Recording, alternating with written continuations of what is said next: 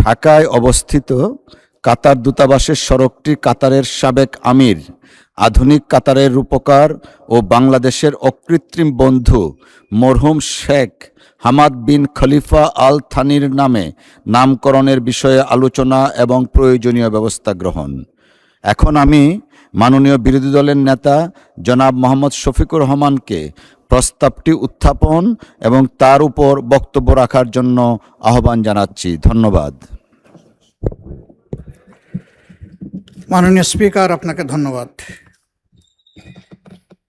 বিসমিল্লাহির রহমানির রহিম। আমি মোহাম্মদ শফিকুর রহমান, 188 ঢাকা 15 সংসদ সদস্য, বিরোধী দলীয় নেতা। জাতীয় সংসদের কার্যপ্রণালী বিধির 147 বিধি অনুসারে নিম্নোক্ত প্রস্তাবটি মহান জাতীয় সংসদে বিবেচনা ও সিদ্ধান্তের জন্য উপস্থাপন করছি। যেহেতু কাতারের সাবেক আমির, আধুনিক কাতারের রূপকার এবং বাংলাদেশের অকৃত্রিম বন্ধু মরহুম শেখ হামাদ বিন খলিফা আল থানি 12 জুলাই 2026 তারিখে ইন্তেকাল করেছেন, যা মুসলিম উম্মা এবং বাংলাদেশের জনগণের জন্য গভীর শোকের বিষয়।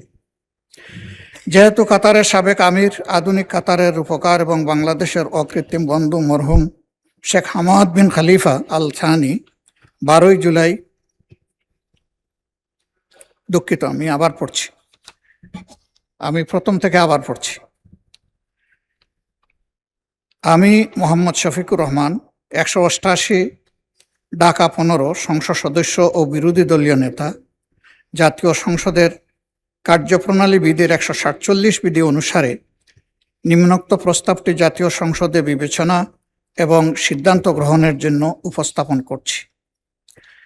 যেহেতু কাতারের সাবেক আমির, আধুনিক কাতারের রূপকার এবং বাংলাদেশের অকৃত্রিম বন্ধু মরহুম শেখ হামাদ বিন খলিফা আল থানি 12 জুলাই 2026 তারিখে ইন্তেকাল করেছেন, যা মুসলিম উম্মা এবং বাংলাদেশের জনগণের জন্য গভীর সুখের বিষয়। তার দূরদর্শী ও প্রজ্ঞাপূর্ণ নেতৃত্বে কাতার একটি আধুনিক, সমৃদ্ধ ও বিশ্ব পরিসরে প্রভাবশালী রাষ্ট্রে পরিণত হয়েছে এবং তার শাসনামলে বাংলাদেশ কাতার দ্বিপাক্ষিক সম্পর্ক এক নতুন উচ্চতায় উন্নীত হয়েছে। বাংলাদেশের জ্বালানি নিরাপত্তা, দীর্ঘমেয়াদী এলএনজি সহযোগিতা, কর্মসংস্থানের সুযোগ সম্প্রসারণ এবং কাতারে কর্মরত লাখো বাংলাদেশি প্রবাসীর কল্যাণ ও তাদের প্রেরিত বৈদেশিক মুদ্রার মাধ্যমে দেশের অর্থনীতিতে গুরুত্বপূর্ণ অবদান সৃষ্টিতে তার ভূমিকা বিশেষভাবে স্মরণীয়। মহান এই ব্যক্তির স্মৃতির প্রতি যথাযথ রাষ্ট্রীয় সম্মান প্রদর্শন করে ইতিমধ্যেই এই মহান সংসদে সর্বসম্মত শোক প্রস্তাব গৃহীত হয়েছে এবং একই সাথে একদিনের শোকও পালিত হচ্ছে। এর সাথে আমি অধিকতর সম্মান প্রদর্শন এবং আমাদের ভবিষ্যৎ সম্পর্ককে নতুন উচ্চতায় নিয়ে যাওয়ার স্বার্থে দীর্ঘদিনের বন্ধুত্বপূর্ণ সম্পর্কের স্বীকৃতিস্বরূপ ঢাকায় অবস্থিত কাতার দূতাবাস সড়কটি শেখ হামাদ বিন খলিফা আল থানি সড়ক নামে নামকরণের প্রস্তাব করছি।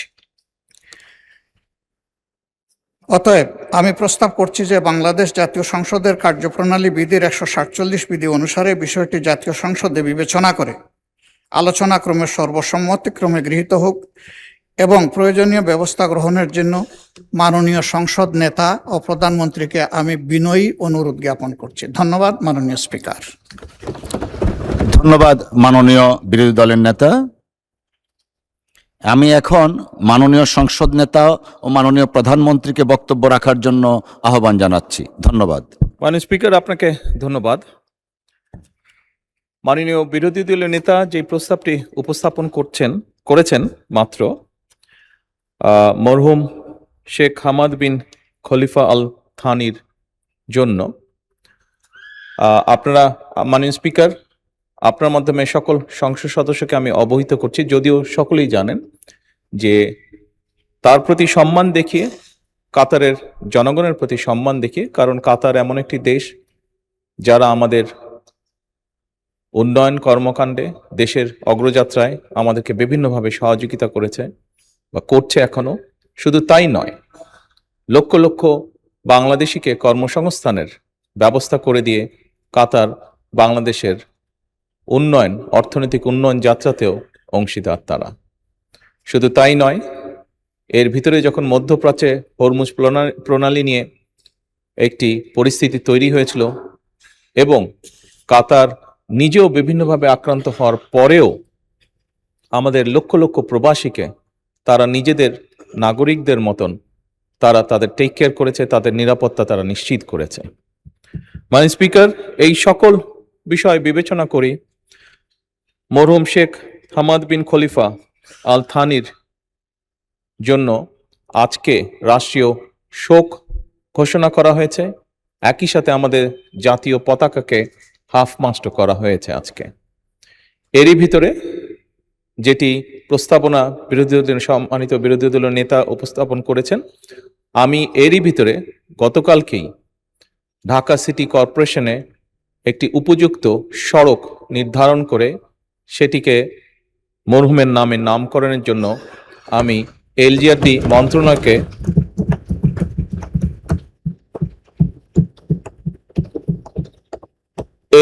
মন্ত্রণালয়কে গতকালকে মৌখিকভাবে নির্দেশনা প্রদান করা হয়েছে মাননীয় স্পিকার।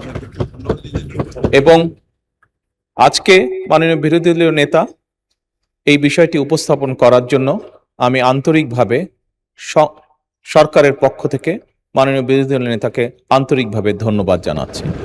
মাননীয় স্পিকার, আপনাকে ধন্যবাদ। ধন্যবাদ মাননীয় সংসদ নেতা।